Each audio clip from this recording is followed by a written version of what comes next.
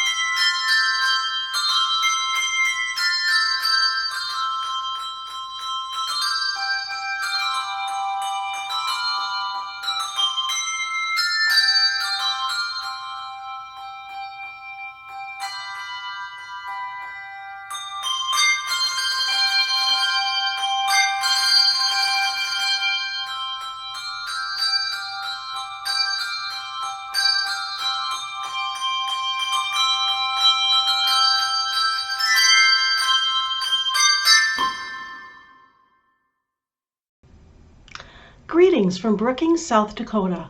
I'm Cathy Moklebust, and I'd like to tell you a bit about my newest publication from CPH, The Christmas Carol, As Lately We Watched. It's scored for 3 to 5 octaves of bells with optional 3 to 5 octaves of chimes, and it's been given a difficulty rating of level 2. This traditional Christmas carol comes to us from Austria, the tune being somewhat similar to the Old English, "We Wish You a Merry Christmas." As with other such carols like "Angels We Have Heard on High," "Angels from the Realms of Glory," and "While Shepherds Watch Their Flocks by Night," the song tells the story of the Nativity from the point of view of the shepherds near Bethlehem who follow the path of the star. Hear the angels proclaim the birth of the newborn king, and finally see the infant lying in the manger. I've begun this arrangement with a joyful little original melody before moving into the first statement of the carol. The jovial hymn tune is accompanied by a simple chordal bass and an LV line in the battery bells, or alto voice. In the second section, I've moved the melody down to the battery with a bouncy malleted bass line and a lightly thumb-damped upper treble eighth note pattern. In the third portion, I've changed the meter to 4/4 and taken a more gently flowing approach to illustrate the calm, quiet reverence of the shepherds adoring the newborn Savior. I've combined As Lately We Watched, played totally on hand chimes, with another beloved Austrian carol, Still, Still, Still, played with handbells. The final section returns to my joyful original melody that you heard in the beginning, one more statement of the main carol, and a happy staccato ending using mallets in the bass and thumb-damped trebles. Thanks for listening, and I hope you'll use my arrangement with your group for this upcoming Christmas season.